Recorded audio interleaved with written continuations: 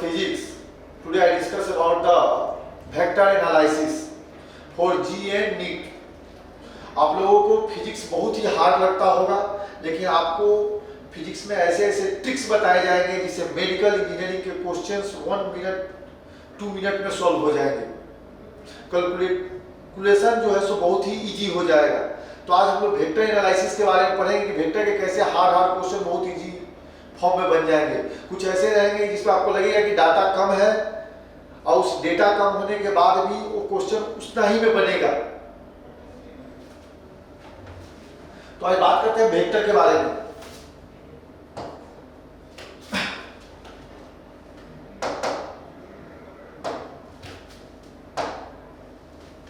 तो बात करें हम वेक्टर के बारे में, तो वेक्टर एक्चुअल में है क्या?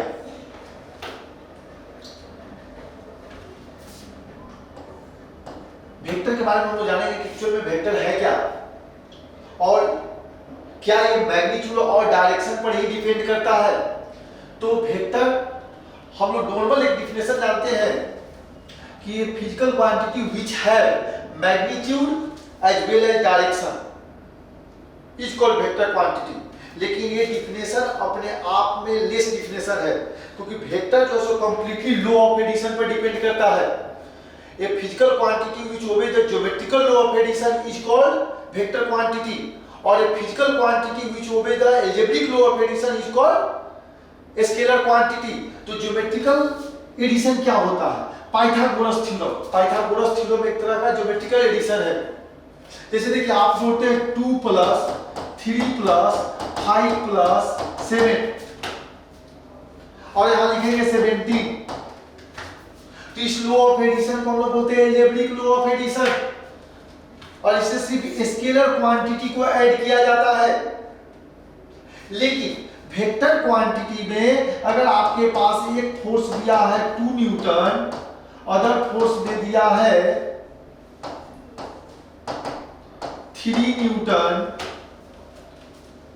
तो आप इसको 5 न्यूटन नहीं कह सकते हैं। अब ये डिपेंड करना पड़ेगा कि ये फोर्सेस जो लग रहे हैं वो कितने के डायरेक्शन में लग रहे हैं, इसका एंगल क्या है। अगर मान लीजिए कि आपके पास एक पार्टिकल है और इस पर आपने ये फोन लगाया, ये फोन लगा दिया 3 न्यूटन, और इसी पार्टिकल पे आपने इधर से 2 न्यूटन लगा दिया, तो जो इसका नेट फोर्स होगा, नेट फोर्स जो होगा वो क्या होगा? इस डायरेक्शन में 3 न्यूटन, इस डायरेक्शन में 2 न्यूटन, तो नेट फोर्स कितना हो गया? 1 न्यूटन। यानी ये डिपेंड किया कि इस दोनों के बीच का एंगल कितना है। तो वेक्टर क्वांटिटी में लॉ ऑफ एडिशन जो होता है वो ज्योमेट्रिकल लॉ ऑफ एडिशन होता है, और स्केलर क्वांटिटी जो ओबेज करता है अलजेब्रिक लॉ ऑफ एडिशन को ओबेज करता है। तो ये physical quantity which obey the geometrical law of addition is called vector quantity. तो डिफिनेशन क्या होगा वेक्टर का? A physical quantity which have magnitude as well as direction but obey the geometrical law of addition, obey the geometrical law of addition is called vector quantity.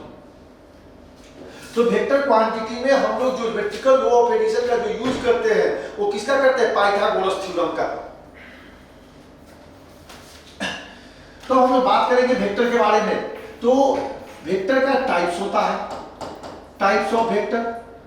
तो types of vector में सबसे हम पहले बात करेंगे unit vector का।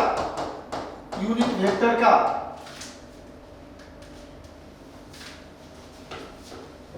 करेंगे unit vector का। यूनिट वेक्टर क्या होता है?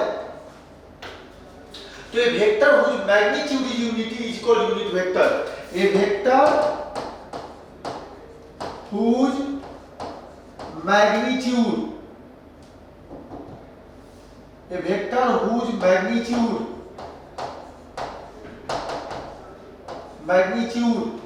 is unity is called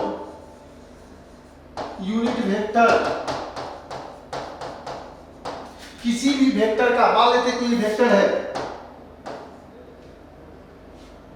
और इसका मैग्नीट्यूड, इसका अगर मैग्नीट्यूड वेक्टर कोई ये है, इसका मैग्नीट्यूड जो है हम लोग लिखेंगे तो ये वेक्टर है, A is a vector, A is a vector, मान लीजिए कि ए इज ए वेक्टर है, तो इसका मैग्नीट्यूड जो आएगा अगर वो 1 आ जाता है तो उसको हम लोग बोलेंगे यूनिट वेक्टर, उसको हम लोग बोलेंगे यूनिट वेक्टर। तो कैसे हम लोग किसी का यूनिट वेक्टर को डिटरमाइन करते हैं? तो हम लोग यूनिट वेक्टर को डिटरमाइन करने के लिए हम लोग यूनिट वेक्टर को डिटरमाइन करने के लिए हम लोग यूनिट वेक्टर कैसे डिटरमाइन करते हैं? तो देखिएगा हमारे पास एक प्लेन है और इस प्लेन में एक्स एक्सिस है, वाई एक्सिस है और जेड एक्सिस है। तो हम बात करेंगे एक्स एक्सिस, वाई एक्सिस और जेड एक्सिस एक प्लेन है और ये क्या है? ओरिजिन है। तो हम बात करेंगे यूनिट वेक्टर की, तो यूनिट वेक्टर का फॉर्मूला जो होता है वो क्या होता है? इसको कैप से डिनोट करते हैं, ए कैप। तो unit vector A cap equal to क्या होता है? Vector A by magnitude of vector A, vector A by magnitude of vector A. तो देखिए अगर आप यूनिट वेक्टर एक्स एक्सिस के एलोंग जा रहे हैं, unit vector along X axis, unit vector along X axis क्या लिखते हैं उसको हम लोग? I cap. क्या लिखते हैं? I cap. Unit vector along Y axis क्या लिखेंगे? J cap. Unit vector along Z axis, unit vector along Z axis उसको लिखेंगे हम लोग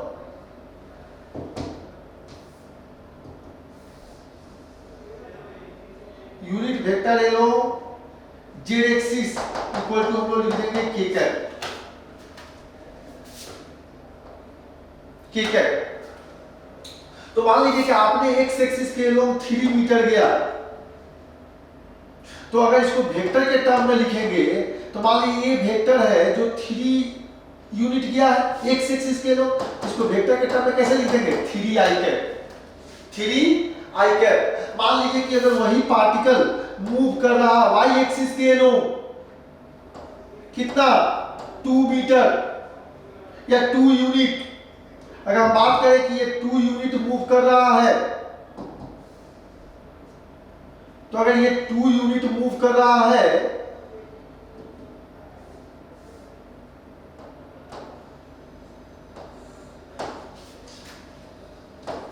अगर ये 2 यूनिट कर रहा है किसके? वाई एक्सिस के एलोंग 2 यूनिट, तो आप इसको क्या लिख सकते हैं? वेक्टर के टर्म में लिखेंगे तो आप लिख सकते हैं क्या? 2j cap. आई कैप क्या दिखा रहा है? 3 आई कैप मतलब 3 unit along the x axis. 2j cap का मतलब 2 unit along the j along the y axis. अगर मान लीजिए कि इधर हम लिख रहे हैं 3 यूनिट, तो इसको वेक्टर के टर्म में लिखे, कोई सी वेक्टर लिखे तो हम लोग लिखेंगे 3k कैप। इसका मतलब है 3 unit along the Z axis, 3 unit along the Z axis. तो इस तरह से हम लोग क्या करते हैं? वेक्टर को रिप्रेजेंट करते हैं। तो एक्स एक्सिस के एलोंग कोई मूव कर रहा है तो उसको हम लोग लिखते हैं उतना into I cap. X axis के एलोंग वेलोसिटी लग रहा है 2 मीटर पर सेकंड, तो हम लिखेंगे 2 आई कैप। तो ये हमारे पास, तो हम किसी वेक्टर को मान लेते हैं कोई वेक्टर यहां पर किसी पॉइंट P पे है, यहां वेक्टर कोई किसी पॉइंट P पे है,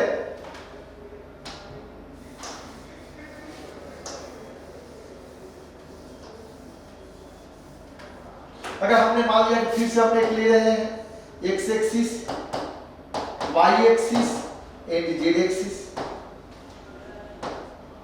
मान लेते हैं कि एक्स एक्सिस में मैंने x1 डिस्टेंस कवर किया, ये x1 है। y एक्सिस के लो y1 और z एक्सिस के लो z1।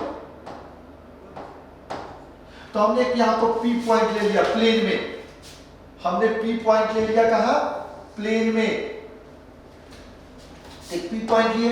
इसका मतलब क्या है कि ये कहीं यहां पर एक पॉइंट है, इस पॉइंट को P को लिखेंगे तो हम लोग क्या लिखेंगे?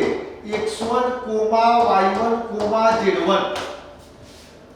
अब इसको वेक्टर के वे में रिप्रेजेंट करें तो अगर ये मान लेते हैं कि ये कोई वेक्टर ए है, ये किस वेक्टर को रिप्रेजेंट कर रहा है? ए वेक्टर को अगर रिप्रेजेंट कर रहा है, तो हम ए वेक्टर इक्वल टू क्या लिख सकते हैं? लिख सकते हैं x1 i कैप प्लस, क्योंकि x एक्सिस के लोग कितना है? x1 x एक्सिस के लोग को दिखाने के लिए हम लोग क्या देखते हैं? वेक्टर को i कैप, तो x1 i cap, y1 j cap, z1 k cap. तो इस तरह से हम वेक्टर को लिखेंगे।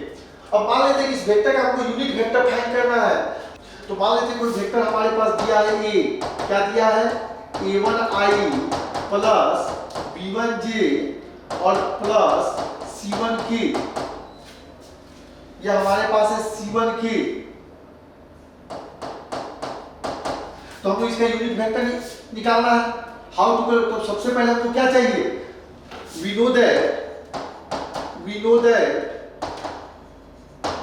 a cap equal to vector a by magnitude of vector a।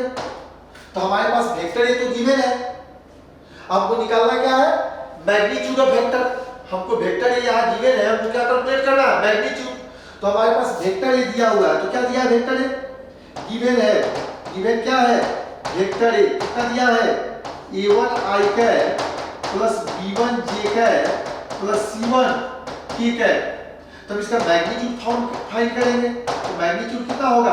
Under root a1 square यानी i के कोफिशिएंट का स्क्वायर, j के कोफिशिएंट का स्क्वायर यानी b1 स्क्वायर और k के कोफिशिएंट का square c1 square, a1 square plus b1 square plus c1 square. तो हमारे पास वेक्टर ये आ गया a1 i cap, b1 j cap, c1 k cap given है। अब मैग्नीट्यूड ऑफ वेक्टर क्या निकालेंगे? Under root a1 square plus b1 square plus c1 square. तो अब यूनिट वेक्टर कैसे फाइंड करेंगे? यूनिट वेक्टर का फार्मूला है vector a by magnitude of a vector.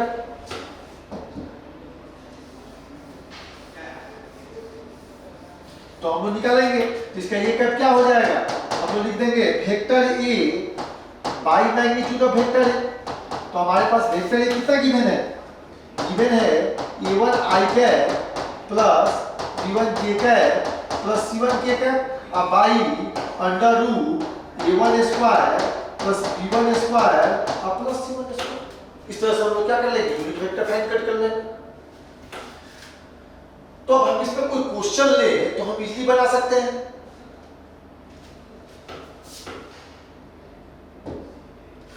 तो अगर हमारे पास एक क्वेश्चन आ जाए,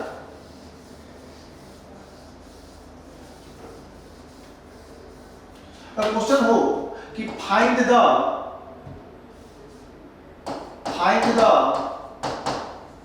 unit vector of vector a equal to i cap plus j cap plus root 2 k cap. हमको इसका यूनिट वेक्टर निकालना है, तो हम लोग कैसे निकालेंगे? तो सबसे पहले यूनिट वेक्टर का फॉर्मूला जानते हैं। तो क्या है formula? Vector a by magnitude of vector a। तो हमको वेक्टर a चाहिए, मैग्नीट्यूड ऑफ वेक्टर a चाहिए।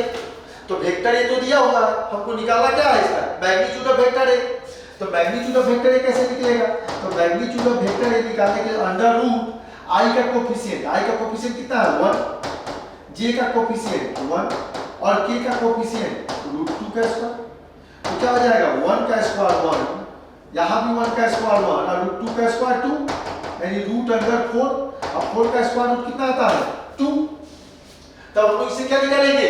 अब यूनिट वेक्टर। तो यूनिट वेक्टर का हमारे पास फॉर्मूला है, क्या है? Vector a by magnitude of vector a। तो हम लोग कैसे निकालेंगे? तो ये कैप इक्वल टू हम लोग लिख देंगे, क्या लिखेंगे? Vector a by magnitude of vector a। Vector a by magnitude of vector a। तो वेक्टर a का वैल्यू क्या है हमारे पास?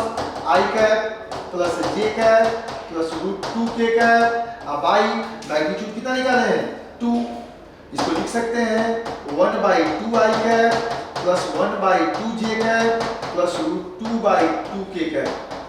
इसको हम लोग इस तरह भी लिख सकते हैं। आंसर हो